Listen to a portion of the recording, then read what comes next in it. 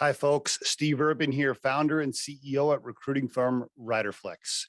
If you enjoyed today's guest interview, please give it a like and be sure to subscribe to the Riderflex podcast. And now, a quick word from our sponsor. Try the #1 marketing platform for small business. Everything you need from design to marketing to CRM. Learn more at marketing360.com. Marketing 360. Fuel your brand. Aaron Stachel on the Riderflex podcast. Hi, Aaron. How are you? Doing great. Thanks for having me. I like that background you got. Yeah, Looks it's good. down the street and then in the neighborhood here. Oh, okay. It looks like a real green screen too, not just the background. Yeah, Zoom's getting better at that, I guess. Yes. I like your haircut too, man. Now, is that long for you? Is that a little long for you, or is that short for you? What is that? This is fairly freshly Oh, trimmed here. okay. Is that a one, or is that just where do you go all the way down, or what are you doing there? I keep it pretty simple. I go one beard and head. I can kind of knock the whole thing out in about 5 minutes. It's pretty nice. You know what? I love it. I shaved my head down in I think it was 03 or something like that, and I never went back. I just this is the greatest thing ever. Yeah, it's definitely it's easy. Easy. That's for sure. Easy, fast. I love it. Right. Plus, Yeah. you can wear a cap, and you take your cap off, and it's all good. Yeah. Yeah, exactly. Can't mess this hair up. Remember in high school, right? You put a cap on, and then you take the cap off after a couple hours. Like, oh man, now I got to refix my hair at least. Yeah, exactly. Hey, tell the listeners about Aaron, the person. I'd like to know early life, family, things like that, if you don't mind, before we get into career and business. Yeah, happy to. So I grew up in Michigan in a small town just south of Detroit. It's actually a little island called Grosse Seal.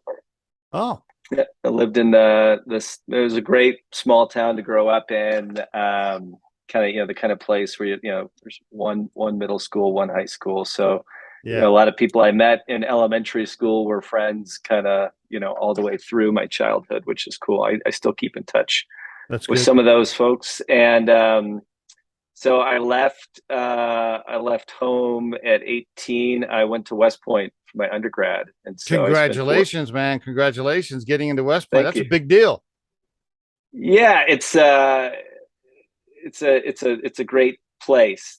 People say it's a great place to be from, but not a great place to be, because it's a bit of a challenging, maybe less fun college environment than most people have. Yeah, but so for there, you end up going into the Army. So I spent 10 years in the Army. After that, my wife was actually a West Point classmate of mine. We were both stationed in Korea earlier in our careers, and so we met over there, and then came to beautiful Colorado, where I live today. We got stationed here at first. I was here first in the Army, and then kind of left the military and started my second career here. But since then, my wife and I have had 4 kids. We had 2, and then we had twins. So 4 was never really in the plan, but we ended up there with a bonus kid. How many girls and boys in there? What's the mix? So we went boy, girl, and then we have boy, girl, twins. So it's a neat, That's and cool. I didn't realize this till afterwards, but somebody said that's what I always wanted, because it's the smallest number of kids you can have, and everybody has a brother and everybody has a sister at least. And so it creates all sorts of neat ways for them to kind of pair off boys and girls, older, younger. There's 2 that have similar personalities, and others, so they end up doing kind of the same things. When they get sick of each other and start fighting, there's usually another combination that is working better in the moment. How old are they? So 10, 7, and then the twins are 5. Okay. Well, it's busy at your house. Yeah, we're just kind of emerging out of the well, I'd say the first couple of years of the twins were pretty brutal. From just we felt like we were just trying to survive those couple of years and keep our heads above water. And then we really started to kind of like enjoy the fun side of having a big family, and we're kind of Yes. getting to that point now where we can actually go to a restaurant with everybody, and it's not like, super painful experience that we regret, That's so interesting. Now, I had four kids as well, but they're all grown. But I will tell you, now that I'm an old curmudgeon, if I see a family walking in with four little kids, I'm always like, please don't set them over here by me. So you had uh, four on purpose, or do you have a set of twins in there? no, that was on purpose. Yeah, yeah, but they're all grown. Um, I want to go back just a tad when you were growing up in the small town. Now, was your dad in the service or your mom, or was there a history with the service in your family? Not in my immediate family, but Okay, my mom's brother was in Vietnam, and her dad was actually in World War II. okay. He was on an airplane crew. He actually got shot down and spent a couple years in a prison camp over Oh, there. ooh, His dad was, he was in the army, but on like the German side before they left okay, Europe and came to okay. America. So Wow. All right. So little history there. And all right. So in high school, then were you like straight A? I got my shit together. I never do anything wrong. I'm going to West Point, or was there a rebel period and then swing back over to I'm going to do all the right things? I'm just curious at what kind of kid you were before West Point. yeah, so I was a good student, and I was really serious about school and athletics. But me and my friends, were all that way for the most part. We were very much like a work hard, play hard crew. So, Okay. um, my wife jokes when we tell high school stories. She's like, I didn't really like my high school much, but my husband's high school is like those high school movies when they have these huge parties and stuff. So I kind of was like both Little of dials both. turned up all the way. Yeah. Okay, very good. Now, athletics, were you like a 3-star, 4-year starter type guy? What'd you play? Yeah, so I played football and wrestling. I was like the smallest guy in the football team, so nothing to brag Okay. about there. But all my friends played, so I did too. And I loved the sport, but was never very good at it. And And wrestling, yeah. wrestling was more of my the thing that I was really good at. And I went to state in that several years in high school, and I wrestled in college for a little bit as Oh, well. really? And Oh, yeah, wow. Okay. All right. All right. I have a high degree of respect for wrestlers, primarily because both of my sons were wrestlers in high school and went to state and stuff like that. And so I know what kind of dedication it takes for them and the parents. yeah, yeah. Yeah, my mom especially spent a lot of hours at weekend wrestling tournaments, filming my matches, and bringing snacks and all that kind of stuff. Tons of hours in the gym, tons of hours in the gym. Yeah, I invested a lot of that. So I have a high degree of respect. And wrestlers are a special breed. Football practice is easy compared to wrestling, right? I mean, come on. uh, um, Let me ask this then: Was your dad? What'd your dad do? So my dad was a carpenter. So he, Okay, he did kind of landscaping and decks and patios and stuff in the summer, and some remodeling and furniture making in the winter. And I okay, spent most of my summers from about middle school through high school, working for him, pushing a okay. wheelbarrow and digging post holes for decks and stuff like that. And is he still alive? Your parents still married? Still alive? What's the status? No, they got divorced when I was in high school. My dad has passed away, but my mom still lives in the town where I grew up, still in the same house. Okay. Does she remarry? Yeah, she did, and then she didn't, and she's a single lady now again. Okay. And you and your dad, were you super tight? Was there any like, was there any stress between the relationship there, or was it good? No, it was good. My dad was a pretty low key guy, and I think that's something I inherited from him. I have a very, I would say, calm demeanor. My dad was like a very, very laid back Oh, individual. okay. Okay. And yeah, we had a great childhood. fun I memories. The reason I asked that question is because when I see a West Point graduate, I kind of automatically assume like, oh man, they must have had pretty tough driven parents to get the kid to that point. That's why I asked that question. Yeah, But he I was think two of my high school friends that I grew up with, and I still see for kind of guys' weekends semi regularly. It's we grew up in this small town, and because it was an island, you really couldn't get in too much trouble. It was a very safe place to grow up, and because of okay. that, I think we all had like a lot of a very long leash from our parents, Okay. because they kind of trusted that we would be okay. And so I think we had like a lot of sort of leeway to kind of feel confident about like what we wanted to do and to go. So I have a lot of friends that are doing really cool things now. Some of these parents that suffocate their kids and try to control them too much, it backfires a lot of times. I mean, not every time, but it does, right? Yeah. Yeah. And I think at the end of the day, you kind of, if you don't want to do what you're doing, then you're going to be a very unhappy person. And my Good point. parents never pushed me to do something that they thought I should do. It was more of they supported me in what I wanted to do, and kind of that ended up, I think, working out well for me. Did you now getting into West Point is super tough. So obviously you had excellent grades. Did your dad know somebody too? Like, was there a favor called in? Was there like an old No, family friend, or how? I just wondered. There's so many people try to get in. I'm just curious if there was anything extra in there. no, I had again, I think I had the grades and the athletics. I think helped me a lot. Okay.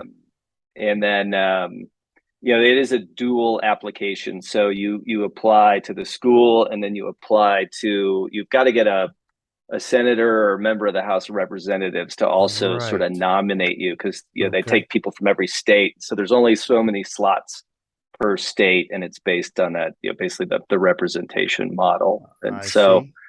I just went through all that and the applications and the interviews, and got in. Did you have to go to the senator's office and say like, "Hey man, look, I'm your guy. I'm your guy." Yeah, they actually have like a panel of people who went there kind of Ah, interview. I don't think I ah, interviewed with any of them, but they have they recruit people in their local areas ah. to sort of do those interviews for them and help them figure out who they should send. I didn't know that. Okay, very good. All right. So now, did you know your wife at West Point, or you met her in Korea and found out she was a West Point graduate? I want to make sure I got Yeah, that so right. we were in the same class, and so we knew Okay. each other kind of enough to say hello Were when you we like, were bumped into you each like, other in a oh man, bar. was it? Were you like, I think there was was there a vibe? You're thinking, man, I want to go out on a date with her. Was there any energy there when you were going to school Yeah, together? yeah, it was definitely, Okay, well, not at school, I would say. Like, we were both dating other people I at the see. time, I and see. so yeah, it was just Okay. sort of happenstance. I think I had only been in Korea for like 2 days, and we drove up to Seoul to go out, and there she was. And then you're like, hey, what's up, Mary? What's your wife's name? What's your wife's name? Becca. Becca. You okay? Yeah, Becca, what's up? Hey, we were in the same class together. Cool. Now we're stationed over here. Okay, very good. All right, all right. And then, and you've been married for how long? 17 years. Wow. You don't look that old, man. When I was looking at you, you look good for your age. I was looking at your profile and I'm like, damn, look at all this stuff he's done. And he looks, he looks young. You look like you're 32 or something. How old are you? Well, thank you. I am 45. Yeah, you don't look it. You don't look it. You look good. Appreciate that. And I'm guessing you're still in great shape being a West Point graduate. You probably get up every morning, do your stuff, I'm guessing. Yeah, that's like the wrestling thing too. I think you know, no stranger to hard workouts, and that's something Right. that's kind of stuck with me. And I still, like, if I eat some terrible food, I still have that like guilt of the wrestler in me is like, you shouldn't be eating that. uh, that is so funny. The last thing I'll mention on that before we get into the career stuff here. Yeah, my sons who are 30-ish now, still to this day, they are very careful about what they eat. No sodas. They're very conscious about how much water intake they have, Yeah, and And the other funny thing is every Thanksgiving, they always bring it up. They're like, yeah, we could never eat at Thanksgiving because we always had that one Yeah, so tournament. it's La, la, middle of the la. season. Yeah. Anyway, appreciate you sharing all that with me, Aaron. Thank you. It's good to, just get a nice picture of who you are, as a person and family man. So thank you very much. My Um, pleasure. before we get into FirstMile Ventures, which is where you're at now, give me you don't have to go through every stage of the career, but just kind of give me a little bit of a career overview before FirstMile, if you don't mind.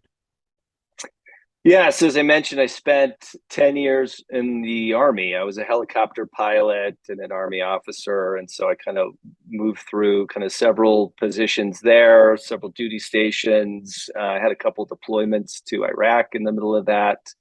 And I ended up getting stationed here in Colorado. And I got out of the Army in 2009 after 10 years. And I wasn't really sure what I wanted to do yet.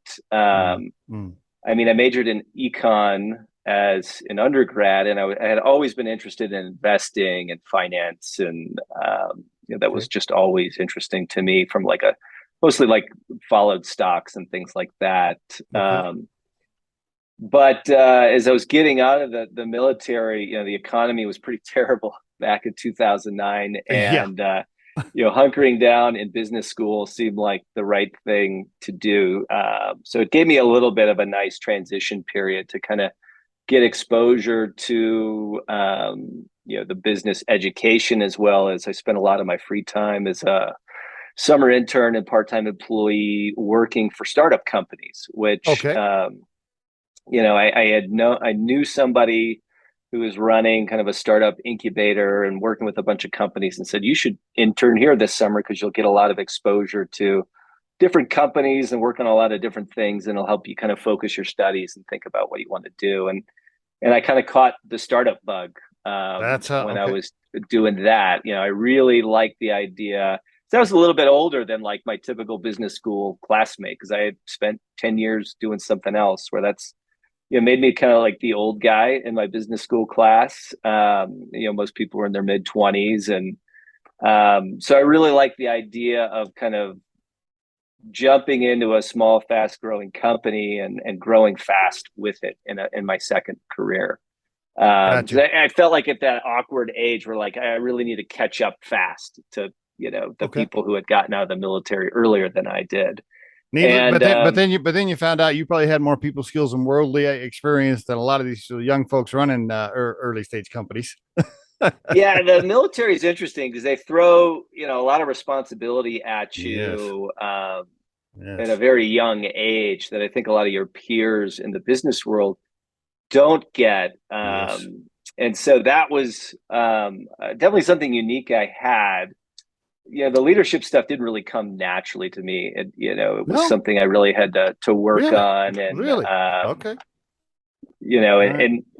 and so when I left business school, I ended up taking a job at a really big company, and I was doing like strategic finance, like M&A, investor relations work there, and I was learning some interesting stuff, but I wasn't really excited about the industry or the company I was working at. I really wanted to get back to like the small, fast-growing companies that I was working with while I was in business It's school, and addicting. so It's addicting, isn't it? You get the bug, you get the little yeah. startup bug, and it does something to you. Yeah. Okay. Yeah. Go ahead. Yeah, and so I was working at the big company, but I started putting out feelers and saying, Okay. keep your eyes open for me. I'm looking for some sort of finance ops role in a small, fast-growing company. I had nothing. I had no great idea or some problem I was super passionate about to go Okay. solve. I had no desire to start my own startup, but I really wanted to jump on board with somebody else who had figured that out. And kind of through that process, I met my partner Bill, who he's an entrepreneur. He had founded a company in the late '90s called Storage Networks that was really one of the very first cloud storage companies that ever existed, and he Wow. took Okay. that public in 2000. And since then he had been doing a lot of angel investing, personal investing, and he was thinking out loud about, I'd really like to grow this into a firm, but I need somebody to help me. And, Okay. one of those people is somebody I was reaching out to looking for a job. And he said, well, I don't have a job for you, but let me connect you with Bill because I think you'd be great for what he's trying to build. I see. And Perfect. I had Yeah. been interested in venture capital, but the industry, especially in Colorado, was much smaller then, and True. there weren't really any entry level roles to be had. And we had kind of decided when we left the military. My wife was practicing law by then and took the bar in Colorado, and we loved it here. We love the outdoors, and so we kind of said we're going to stay here. We'll figure out the career stuff, Good. and so I didn't really have any desire to move, and I probably wouldn't have been super competitive and trying to go join a firm in the Bay Area or something. And Okay. so I ended up stumbling into the opportunity in the end. And so when I had the chance to go help build a firm, I jumped at it. That's great. I appreciate you sharing that with me. By the way, for the listeners, FirstMile Ventures, and it's firstmilevc.com, firstmilevc.com. Also, Aaron, of course, is on LinkedIn. Aaron Stachel on LinkedIn. You can find him there, partner at FirstMile Ventures. So the FirstMile Ventures, that brand started with you and Bill. He wasn't doing that brand by himself. That you were there from the beginning. Yeah, he actually had a small fund. It was kind of a friends and family fund, and he was investing in local companies. Okay. But it was a little bit different approach, a different strategy than what we're doing now. So when I joined him, he was kind of at the tail end of that. Okay. But I was kind of like employee number one and like the only employee ever since that. It's still just the two of us. Okay. Okay. But I And helped him with some personal stuff at first, and then we raised a fund that we launched in 2015. It was kind of under the old brand, but we eventually rebranded to FirstMile. That was more kind of spoke more to kind of what we're doing, because we're why a don't very you early stage investor. yeah, why don't you give that overview if you don't mind? Give us the 3 minute. It's so funny, right? You listen to pitches every day, right? You see pitches every day, and now I'm going to ask you to pitch FirstMile. Yeah. Tell the listeners a little bit about give the FirstMile Ventures overview. Go for it. Yeah, happy to. So we are a pre-seed and seed investor, and so for us, that typically means a company has built something, but they probably haven't started selling it yet. So Okay. we're often doing pre-revenue companies, so very early.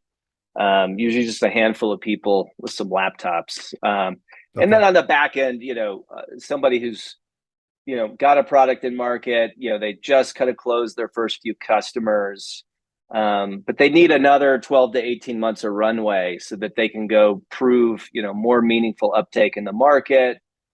Show some evidence of a repeatable sales process that allows them to go get a larger round of capital done, so that they can go really build some infrastructure to go scale. So Okay. we're investing in that phase where they're proving we've got the right product, the market wants it. We've shown enough to that we can prove that there's an opportunity here to really build a big, fast growing company. And so Can you speak to any of the firms or any of the companies you've invested in? And can you speak to the size of the fund at all? I don't know what you can share. yeah, happy to. That's public info. So we have, if you look at the website that we just mentioned, we've invested in with 31 companies in our first fund. Okay. We've done 24 already in our second fund. Ah, The current fund is a $23 million fund. So we make investments okay. usually in the kind of $500,000 to $800,000 range. All right. Most of the companies are raising somewhere between 750,000 to 2 million is kind of our sweet spot. Okay. And we really want to be part of that first round of with a professional investor in it. Sometimes Mm-hmm. they've had a little money themselves from previous success, or they get a friends and family round together that helps them get off the ground. But Mm-hmm. we're usually right behind that. Okay. Very good. 50 Now I something. will say, Well, go ahead. yeah, like we're a generalist firm, meaning like Okay. we'll look at all sorts of companies, but they tend to be B2B software companies. And Oh, so, all right. within that, we will do, um, you know, financial, human resources, legal, Mm-hmm. vertical SaaS focused on a specific industry. Mhm. We tend to do software investments. We have a handful of exceptions outside of that. Okay. But kind of B2B software is our bread and butter. You mentioned 50 something companies with the first and second fund. I mean, that's a lot to manage for just two people, isn't it? Or maybe not, or is that normal? Yeah, it's given how early we invest, we need to have enough diversification. The companies are so Right. early. There's I a see. very high risk I see. I of see. failure. So it does mean that it kind of puts a cap on how much time you can spend with each company. And we Mm, kind of, there's a spectrum there, and some companies, we were the biggest check, we're the lead investor, we're maybe taking a board seat, and we're more involved in kind of strategic decisions and discussions. hmm In other cases where, maybe the round was bigger, we're a smaller check, we didn't lead the round. The founders may still lean on us for certain hmm things, but hmm they're probably leaning more so on their lead investor and board member. And so it tends to work itself out where Okay. we are able to kind of operate across that portfolio. And again, we try to be most involved, as the name FirstMile implies. We want to get them to that first big round of funding, and from there we tend to step back. So when things are going well, we're getting them to that next place, and then we're backing off. And that next group of investors is taking a more active role. Does backing off ever mean getting your payout and leaving it altogether, exiting, or you're usually in for the long haul there through like an IPO or something? Yeah, that's the goal. I mean, we invest really early in things that we think have really big potential, and Okay. so and those things that work out and achieve that big outcome are pretty rare. So when we got something that's really working, we kind of need to eke out all of the upside we can get. Okay. Are you looking for certain metrics necessarily? I guess you're so early that a lot of times there's not metrics, right? So it's more about Right. the idea and the people and the potential, I guess. But are there any metrics you're looking for, or to qualify for somebody listening to this episode? If they want to contact you, is there a list of specifics that you're looking for necessarily? Yeah, I wouldn't say metrics per se, because like you said, there's just not much Yeah. to look at in the data. So Yeah. if there is any data, it's so Right. thin, it's hard to extrapolate it out to Yeah. anything. And Right. so it is a much more you know, qualitative exercise than quantitative. But we are like really trying to get our heads around, is it a big enough opportunity? And Okay. so for us to get, for you to create a really big, company, is the market there to support that? And sometimes the Yes. market isn't there Right. today, but Right. Right. it's in a sector that you believe 5 years from now, 10 years from now, this thing is going to be, much bigger and much more important in the future than it is today. And so sometimes you're banking on a market opportunity growing, or a new solution in the market expanding, kind of who can access that kind of solution, and growing the scope of the market. And so we are trying to get our heads around the market, Okay. opportunity size. And then I would hmm say we're also really trying to dig in. Again, this isn't a metric, but we're spending a lot of time trying to understand, is this an important problem? Like, do people care enough hmm about this to spend time and money to solve hmm it? Or is it, hmm number 6 on the priority list, and it just never kind of makes it to the top because, there's always something else more important. So we need something to be a pain point where when people see it, it's like, well, if it can do what you say it can do, I want it. Sign me up. Like, we need to kind of get that kind of market feedback, to make us believe that even if they haven't started selling something yet, that they haven't built something that nobody wants. Right. We try and Yeah. take Yeah. the risk out of the picture that they spend all this time and money building this product, and then they take it to market, and nobody actually wants it enough to pay for it. Now, what about the startups that are just building a better mousetrap? It's not a brand new idea. It's not It's not a, I mean, can you imagine what was the guy that started Starbucks? Uh, I can't. Right. Yeah, yeah. I mean, can you imagine? He's like, "Hey, Yeah. I'm gonna start a coffee company," and the investors are like, "What?"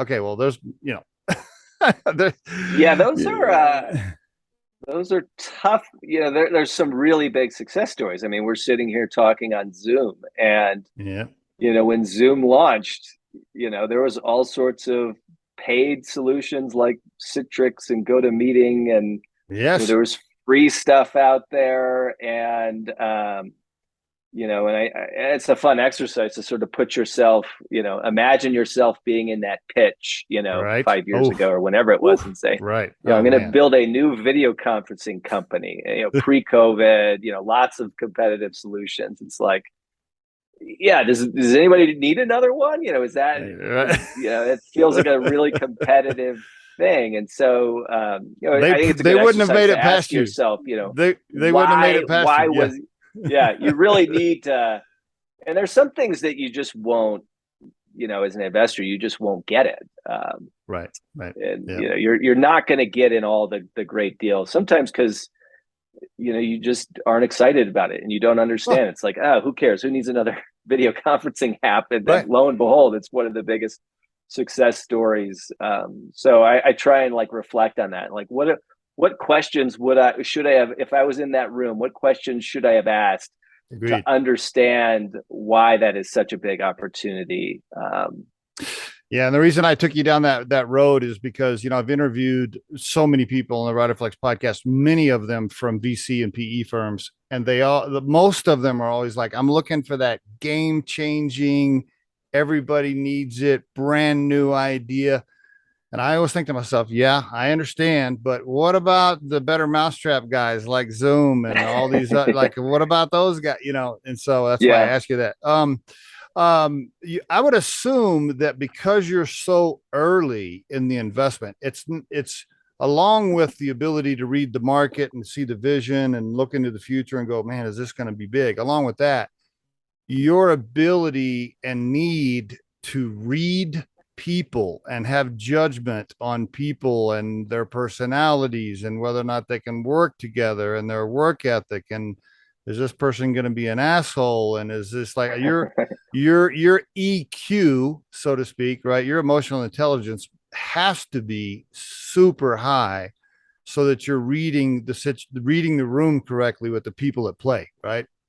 Yeah, I mean, the people are extremely important at the phase that we invest Yes. because, Oh my gosh, there's yes. usually something wrong with the idea and the plan and the product. And Good you need a point. team that is going to, be persistent enough to drive forward, but, smart enough to listen when, okay, and self-aware enough to know, like, my idea was wrong. It was kind of right, but I need to change it in this way. I need to do something different than I'm doing now to achieve success. And so focusing on, Yeah. people who you think could be great executors is really important. And I think that's, something that was hard for me, when I first started this.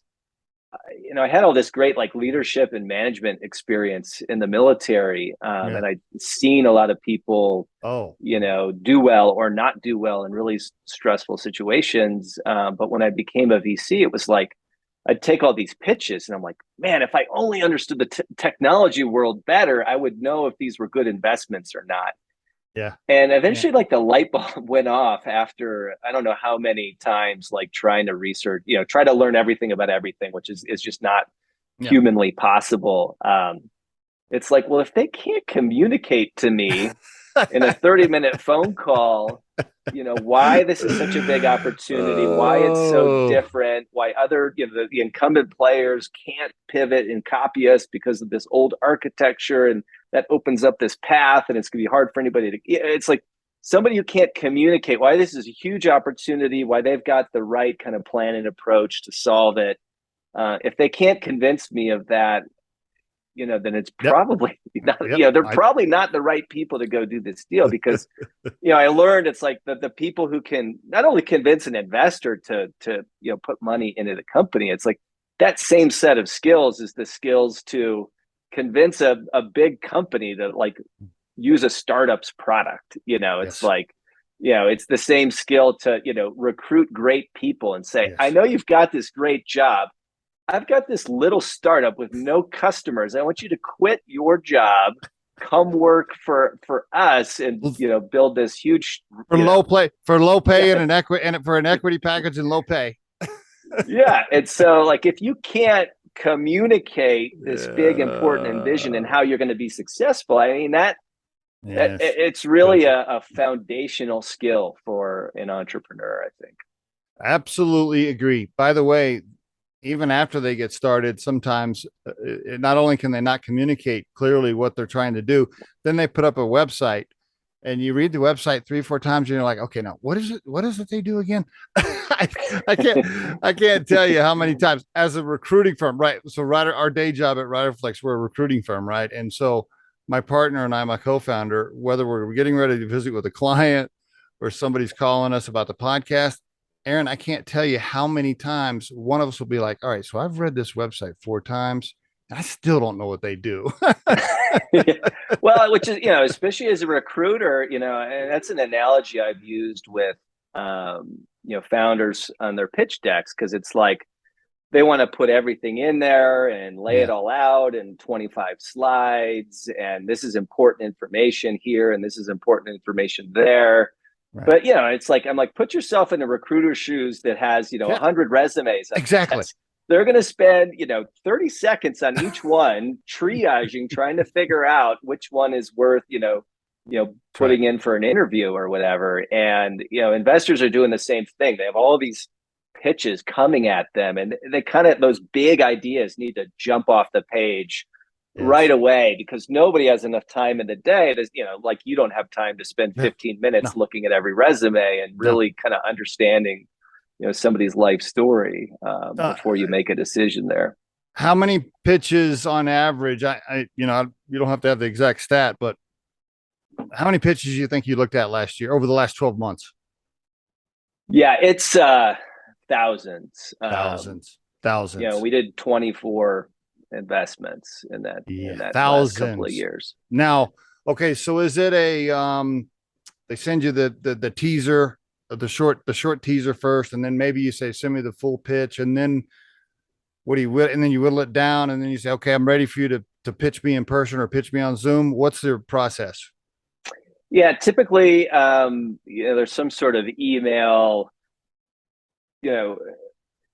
It's like a lot of investors. A lot of investors get criticized for saying, warm intros are preferred, Mm, because it creates this perception of like exclusive access. If you don't mm, know the right mm, people, then you mm, can't raise money. mm. And I understand that perception, but I think if you put yourself into the position of what's my best chance of getting a good look at this deal, if I'm getting hundreds of pitches coming through my inbox, Yes. um, and I've got to sort through those really quickly and figure out where, because I don't have enough time in the day, so I gotta triage them out, figure out where to spend my time and what ones Yep. to zero in on. Yep. Where if like a trusted colleague who knows us and what a good deal looks like, and they've got a great network of people in the technology industry, says, hey, met this team, they're great, I really enjoyed chatting with them, I think they're onto something really big, and I'd love to introduce them to you, do you want to take a pitch? It's like, already that's just like, Yep. that's going to be the first one I respond to, Mm-hmm. because here's somebody I know and trust telling me that they've got a great deal to show me, and so that's automatically going to get my attention. And so there's I look at everything that comes in. I Yeah. just don't spend a lot Yeah. of time on it. Yeah. And but normally, so to answer your question, so I it's not hard to find an intro to me, especially if you're in Colorado. You're probably only a connection Yes. away. Probably. And so I think the best way to get somebody's attention is to find a path to them. But Okay. that being said, we do look at everything that comes in through the website. All right. And usually we're getting an email, whether it's from a trusted source or not, and we're looking through that. And it's kind of like, does this sound interesting? If it does, let me look at, the founder's background. Is it relevant to what they're doing? Do they seem well positioned in their industry? And if that like checks out, it's like, maybe it's send me your presentation. I want to look through it, understand the opportunity better. And then it might be, let's schedule a 30-minute intro call where we can get to know each other, Okay. figure out if this is a high level fit. And then usually there's a part, me and my partner will talk. It's like, hey, this is what came in this week. This is, the subset that I think looks interesting. Okay. What do you think? Which ones should we kind of focus in on? We try and do that first screen. So it's like, which ones do we think we could actually get to a yes on? The more we learn about it, the more excited we get. Which ones do we think we could get to a yes on? Because we don't want to waste our time. We don't want to waste the entrepreneur's time. Do you expect that first, when you said, send me the presentation, do you expect the first thing they send to be maybe a 1-page overview, or do you want the deck, or does it depend? I think both can be effective. Okay. Again, what I'm really looking for, can I, in a few minutes, can I skim through this deck and understand, like, this is a big market. Oh, this team looks really well positioned. It's like, all right. Oh, there's a competitive landscape on there, but nobody really does it the way that they do it. And that looks like a really clever way to solve this big problem. Like, I'm looking to answer those big questions that we just talked about. So that communication, a lot of times an investor or an entrepreneur wants to be able to have a conversation before they send the deck.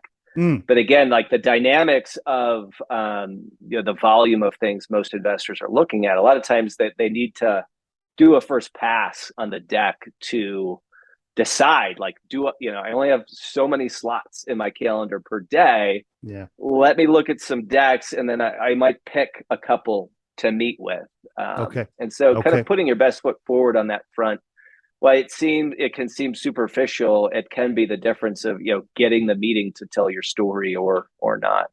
Speaking of putting your best foot forward, I think I also heard you mention in there, you're obviously looking up the founders pretty quickly and scanning their backgrounds. I would think it would be wise to have your LinkedIn profile pretty solid and up to date if you're.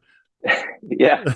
Yeah, it's and sometimes there's like, especially in our world, Crunchbase is a place where there's data on the company. So I'll usually go poke around. It's like, what's out there on the company? Have they raised money before? And sometimes it's like, oh, they've already raised like $5 million. It's like, hey, this isn't a fit for us. We're early investors, and you've already kind of raised more than we would do. And so I'm doing kind of a very high level screen to figure out, is this worth taking a meeting, or is this, I would take a meeting and say, we're probably not a good fit for each other, and let's, go now ways. Seed and pre-seed type of investor or type of entrepreneurs looking for cash. These people have to get pretty creative sometimes to get the attention of somebody like you. I'm curious, what's the most interesting thing that's happened where there's somebody showing up with like a playing band in front of the office, like, please, Aaron, please meet with me. Please, like, anything you want to share? Interesting. I had somebody like Venmo me some like $2 and said, like, let's spend this on coffee and jump on Zoom with me. I mean, hey, that was probably one of the more creative things. I don't think it worked though. I think the biggest commonality of the things that we spend time on is I'll literally get form emails where it's like, hi, and it still says like insert name here, where their mail merge thing didn't work, so I know they're like, it's obvious they just sent an email to like 1,000 investors on some list that they acquired, and it's like, if I'm going to send it to 1,000, if I can get 10 of them to respond, I've got a chance at raising some money. But those are the first ones. It's almost an automatic thanks but no thanks response, because there's just no thought into it at all that they actually want to work with me. And so it's the same, by the way, for all the listeners, it's the same for us recruiters. if you're sending us some bullshit cut and paste and non-personal Right. and I'm just like, come on, man, come on. Yeah, Yeah. totally So agree. if you're, especially if you're reaching out cold, it's like, hey, I really love your approach. I saw you invested in this company and that company. It's really relevant to what we're There you doing in go. our space. And we're trying to do Yes. that, but for this different, adjacent part of the market. And so I think you'd really have a Hmm. good perspective. And it's not like they need to kiss our ass and make us feel Yeah. good about it, but it's like, Yeah. why are you showing this to us? And why are we a good fit to invest? Have you, I'm sure it's been on all the no's, I'm sure it's been a mix of not a good service or product that we think is big enough for the market. And then sometimes I'm guessing, maybe more often than not, it's a decent idea or a decent product, but the founders, you just don't feel it. You don't feel the vibe. There's not a good leader. You sense friction between them. They're asshole. Something to do with the people piece, I'm guessing. Yeah, that certainly happens where, we talked about that kind of storytelling, that sort of, magnetism quality. Do I think they can attract Mm, talent and mm, capital and mm, customers? And mm. sometimes, you'll have a very technical team where it's like they could like build this amazing product, but there's nobody on the team that can actually take it to market. And Right, that's a right. different skill set. And you really Yes. ideally have both of those things. Yeah, And, agreed. I'd say, we probably, if anything, I've learned doing this for a while is like the tech stuff can usually be figured out because if the pain point on the customers is that strong and it's that important of a problem to solve, they'll deal with a half-baked solution because they know it's software. It'll get better over time. Bugs will Ah, get fixed. good But if point. this is a really meaningful problem for me to go fix, that's like almost even better than having a great product. It's like, well, if they'll buy that crappy product, we know this is a huge opportunity. But Mm, if you don't have that ability to kind of close those deals and, again, do all that, then that's a challenge. yeah. Again, there's like, and again, you do kind of get a feel for people. Sometimes you don't get enough time to spend with them. So, maybe it's fair or unfair certain times, but it's, I forget who said this first, but it's like, is this somebody where you would quit your job and go work for them? Ooh, It's like, that's good one. good perspective. It's like, is that, do I get a feeling where like, I would love it if they were my boss because, Mm, that's basically what, you're going to have to find very talented people that are willing to say that. And so I think it's, yes. you kind of have those conversations. You're like, they are thinking big. I believe they can execute, it's sometimes it's hard to put your finger on, but little tricks like that, like, would I want to go work for this person? Am I a little bit jealous of this team because they're doing something really cool and Ah, exciting? And I kind of wish I thought of that and I was doing that. That's another, you kind of like, it's that kind of framework. And, sometimes you're not having that many conversations. So it's not like you're getting that deep, building a deep relationship. great So way to look you're, at it. Great way to look yeah. at it. Great way to look at it. Has there been have you had a major exit yet, or you're still too early, or is there any exit? Is there anything you want to share? Any big, huge Super Bowl moments? Yeah, so we've had our first fund is doing really well. We had we were first, and one of the most things I'm most proud of our first fund is the deals that are doing really well. We were like the first check in, the Okay. biggest Okay. kind of, took a leap on these teams and these ideas. And so there's a company in Texas actually called Hedera. It's a layer one distributed ledger crypto network, and it's the companies. It's an enterprise use case focused crypto network, and Okay. the people running the nodes for this company are Google, IBM, Mm, Nomura Bank of Japan, the biggest bank in Africa, the biggest bank in Singapore. I mean, mm. it's doing really well. And that's been a great investment for us. Here locally in Colorado, we were really early investors in Pax8, which is a company that just raised $185 million early this year. It's Great. five time Inc. 5,000 fastest growing company. Very nice. list and just Very nice. Very good. becoming an absolute behemoth in their space. That's great. And then have you woke up at some point and got, damn, we should have invested in that company? Have there been a Yeah. couple of those? Oh yeah, and that's like I said, we get so many pitches, and some things we're just not going to understand. We miss something there. We didn't believe something about the pitch, and the odds are we're going to miss a bunch of things that end Yeah. up being really successful. Yes. Somebody put it this way to me recently. It's like, if you're not missing some great deals, you're probably not seeing enough.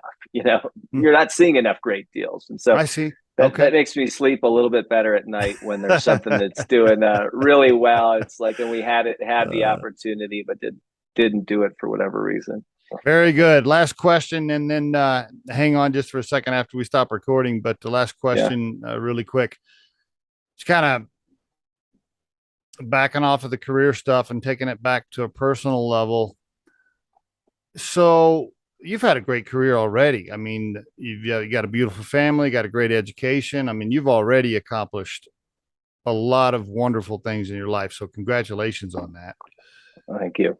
At this point now, at your age, kind of moving forward, what is the moving forward core purpose in life for Aaron, other than your children and your wife? Let's set that Right. aside. Right.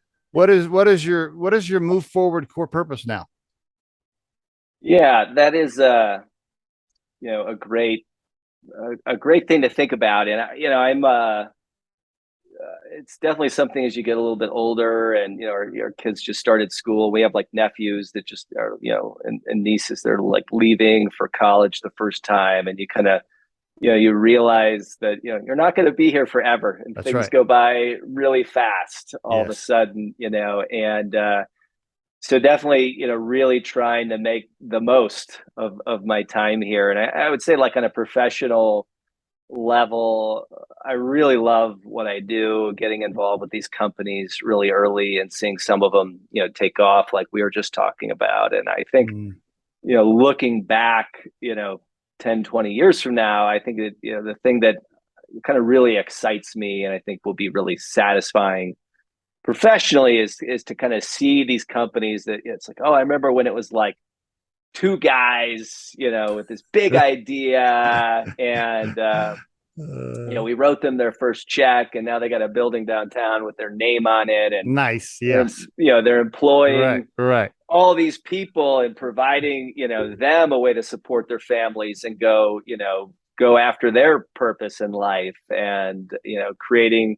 The cool thing about this business too is, like, you see those people, it's like they become investors, and they help Right. the next, or they Right. learned a lot on the way Right. up in a startup, and then they leave and say, I learned how to do this, now I'm going to go do my own thing, and you can Yeah. kind of see it Right. like blossom out from there. And I think just kind of knowing we were like, I played a small role in the early days of some of that is kind of what keeps me excited about what I'm doing. Aaron, thank you very much for being on the show and sharing your story on the Riderflex podcast. I really appreciate it, sir. Yeah, enjoy the conversation. Thanks for having me.